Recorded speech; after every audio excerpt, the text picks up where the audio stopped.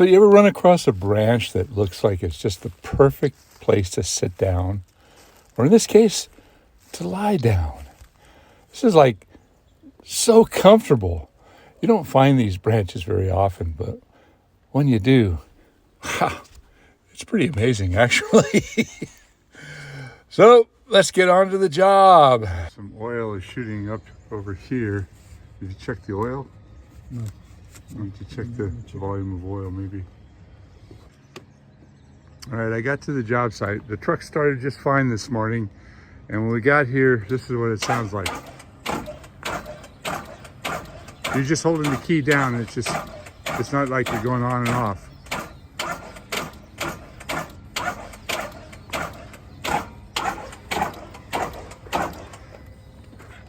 And we cleaned up the batteries, so it's getting plenty of juice to the batteries. We tapped the starter motor, thinking that might have been part of it. It may be, but starter motor, I don't know.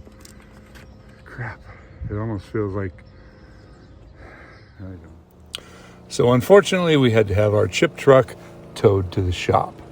It was an expensive tow and an even more expensive job. They said it's something to do with the CCV valve and the high pan gasket or oil pan, high pan, but they said it's about 20 hours worth of work. Not cheap. They said it's going to be about $7,000 to fix that damn truck.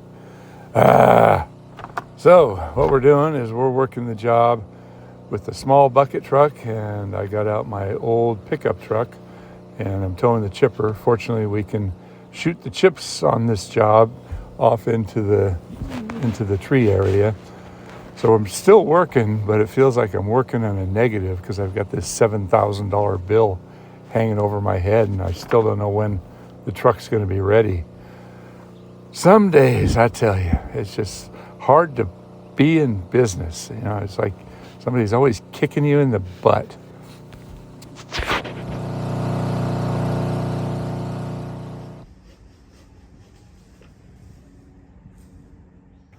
You know, on the positive side, it was a really beautiful property. It was an estate property that I had actually worked at when they were planning this property. And before that house was there, I went in there and there was a bunch of trees that had to be removed. And part of the job was they were required to plant a bunch of trees. So we planted, I think, 5 48-inch box trees for these people. There's the brush. We made a big mess. So much brush, but I didn't have the chipper with me on day one.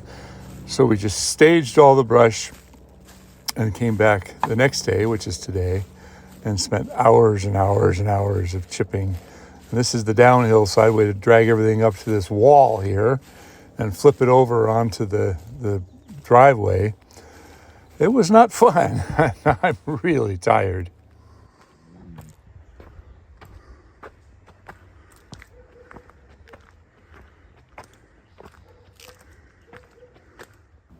You know, sometimes I like to shoot a short video of just how much brush we take out of the trees, because a lot of times when we're all said and done, it doesn't look like we did very much. And the husband wasn't home, so I wanted to have something to show him. There's my old F-250. It's a 4-wheel drive truck. I bought it brand new in 1997. It's got 340,000 miles on it. Needs to be washed really bad.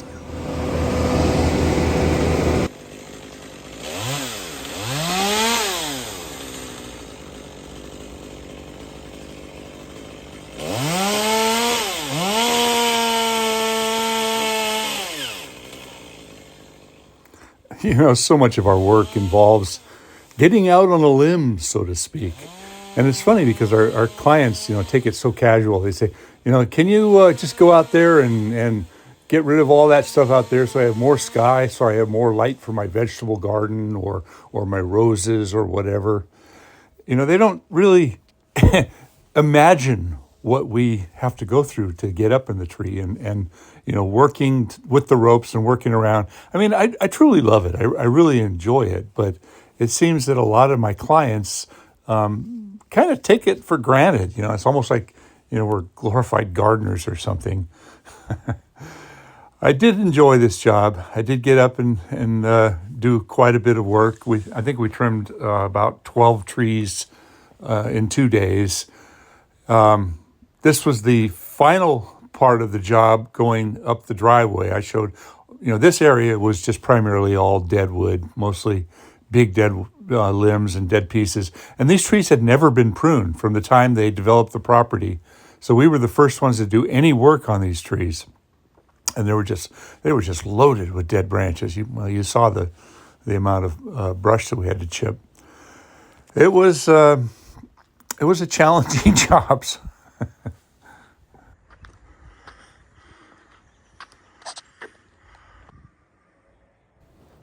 I especially liked the view coming into the property. It was such an abrupt change. And I did have some fun with my 360 camera. I was going out in the back of the property. It was a significantly large property. And there were a lot of, I think that's sour grass coming up. And I was putting the camera out on the end of the extension. I guess you call it a selfie stick for this, but it makes the selfie stick disappear. And I was kind of having fun going through the weeds and the grasses and such. I'm still learning, what this camera is capable of, but I'm still blown away by all the interesting shots I can get with it. Look at this. I got up close to some bees.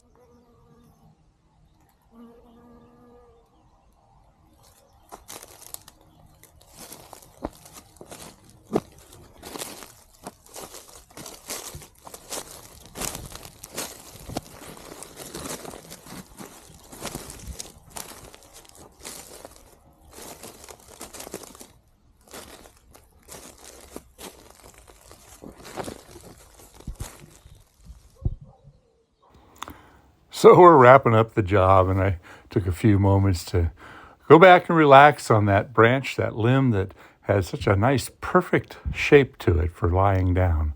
I mean, look at that. That's just so inviting. I mean, it was amazing.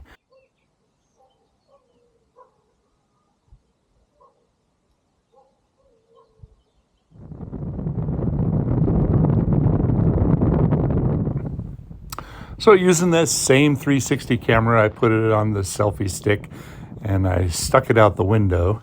It kind of makes the world feel a little bit curved, but this is kind of interesting. This is on my way home. This is an area where they had a huge mudslide, and I wanted to show you the mudslide because it was pretty remarkable. I've got all the cones up. There's mud on the road, and look up on the left there. That whole hillside has slumped down, and every time it rains it just shuts down the road. But I wanted you to take some of these still pictures here, and you can see up on the hillside, up on the right, okay, that's where the driveway is first. It's blocked by about 10 feet of soil over the driveway. But there's a tree up on the hill that is like on an island. It's way up there on the right-hand side. There it is. It's a redwood tree, and the next day I got a picture of it. It was starting to slide down the hill. And I thought, oh, that's going to go.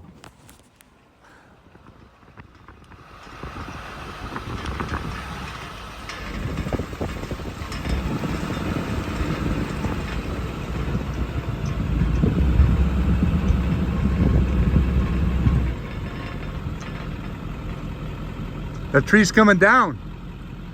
Yeah. I saw it yesterday.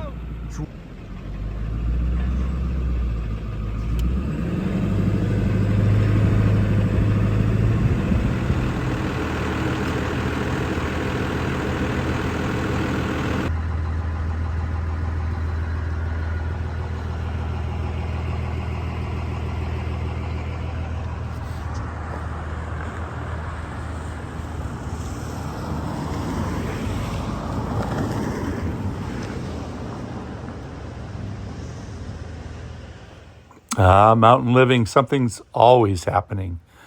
And I like to pay attention. Paying attention also means that I'm always on the lookout for edible mushrooms. And I spotted this. Those are oyster mushrooms there. And also some combs tooth mushrooms. I gathered up all those combs tooth mushrooms. They're just an incredible edible. There were some of them down underneath this log, and to reach down in there and try to get them off by the roots, but I got a nice big bag full. Take the bag full home and I put them in a great big bowl and I rinse them off and dump the water and rinse them and get them as clean as you possibly can. And that's how many I ended up with. I chopped them all up and I start cooking them without any oil or out any butter, and that gets a lot of the moisture out. A bit of butter and it tastes just like lobster. Really good spatial awareness and you pay attention. You'll find things like these mushrooms, or you'll find unusual situations with trees, but you have to be very observant and constantly be looking everywhere. You know, it's one thing to pay attention to the road, and I do. I pay very good attention to the road, but I spot the bird, I spot the tree, I spot the mushroom, and it's because I have an awareness of my world around me. So we got away with this weekend. It's our anniversary, 33 years married. We went up to Mendocino and we're staying along the coast. And I'd like to share just a few pictures of our trip. Don't want it to be like a home movie, but I think you're going to enjoy this as well. So our trip starts out on Highway 101 going north. We went across the Golden Gate Bridge and ultimately we veered off on Highway 128. And part of 128 goes through a pretty significant redwood forest. We got to the place where we were staying and it was storming. This was part of the big storm that snowed in the Sierras and it was coming in off the coast. So the next day we got out and went up north, a little bit further up to Fort Bragg, went up to a place called Glass Beach. And I was walking around and the waves were pretty good. They were, you know, there was so many rocky areas and the coastline was very, very rugged, but the waves were splashing high and there was so much activity out here. I was compelled to go out closer and closer, and I didn't get it on video, but I went out quite a ways and a big sneaker wave came up and buried me all the way up to my knees. Fortunately, it didn't wash me over. So I got out and I did a little bit of hiking around, and this is the town of Mendocino. If you've never been there, it's a very quaint little village. It was developed in the 1850s, and I believe it was a whaling community at first. But it's just a beautiful, beautiful place to go. Northern California coastline. And the ocean there, like I said, it was really rough, but the waves were just amazing. They were, I could just stare at the waves for hours. And the weather was changing so quickly. You know, one minute it would be dark and raining and cloudy and the wind would be howling. And then, 15 minutes later it would blow over and the sun would be out. So we did get out and do a little bit of shopping, and I always like to look at what different craftsmen are doing. We saw this in a shop. I thought, wow, what a waste of some good tools. And then I found the Highlight Gallery. This is a woodworking showcase for a lot of the local craftsmen in the area that show off their wares. Everything's for sale in here. It's quite expensive, but beautiful, beautiful work. I think a lot of this comes from students from the College of the Redwoods, which is a very well-known woodworking school. It was started by James Krenoff. And a lot of the pieces in here are just exemplary. It's just magnificent. It's inspiring to go around and look at all this stuff. Some of it wasn't my taste, but you've really got to appreciate the craftsmanship and the work that goes into some of this stuff. A lot of really beautiful fine woods and creative projects, a lot of slab furniture and things that were very, very different. I really liked this piece here, but I don't know, it's not really my style. That's sort of a Merlouf style rocker. It's not a true Merlouf style rocker, but very close. I had to give it a little push and it just kept rocking and rocking. So the balance was perfection. Beautiful bowl there, a lot of turnings, a lot of beautiful turnings. I did, when I went to the College of the Redwoods about 20 years ago, this man was an assistant teacher there, and now he's one of the teachers. And they had a little feature in the fine woodworking. There's other artwork in here. This is kind of interesting. When you go from one side, it changes. He's nude on that side, and the other way he had clothes on. And this is another interesting. Oh, this was amazing. This was marquetry. I don't know if you know, but that's a hobby of mine. I really enjoy fine marquetry work. And here's a piece. Just some of the prices were just crazy. They wanted $11,000 for this piece. Probably worth it, but out of my budget. Got to appreciate it though. So we got back home, and sure enough, the storm kicked off again, and it was just hailing. It was just wailing hard, wailing and hailing. That's my 360 camera with the different perspective there. Fortunately, the place that we rented had a wood stove. The waves are just, like I said, it was just amazing. So much power in the ocean. The place we rented was an Airbnb, and they called it Whale Song. And from our perch up on the hill, we were able to look out of the ocean, especially when the sun came out. And we did see a lot of whales spouting out there. I saw a few whale tails, and I saw one whale breaching. I didn't catch any of it on video, but it was good fun to see all that activity out there. Now the wind is just ferocious, and a lot of the video, I'm going to cut it off now, and you're going to see what's going on, but the sound of the wind kind of overwhelmed the camera. I was a little bit worried about this big double trunk Douglas fir here, because if that right trunk had split off, that would have taken out the back part of the house and exactly where we parked my car. Arborist, beware.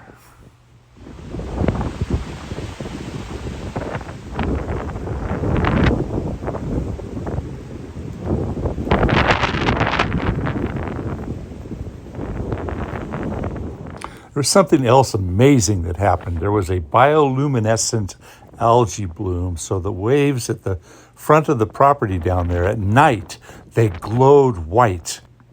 It was like magic.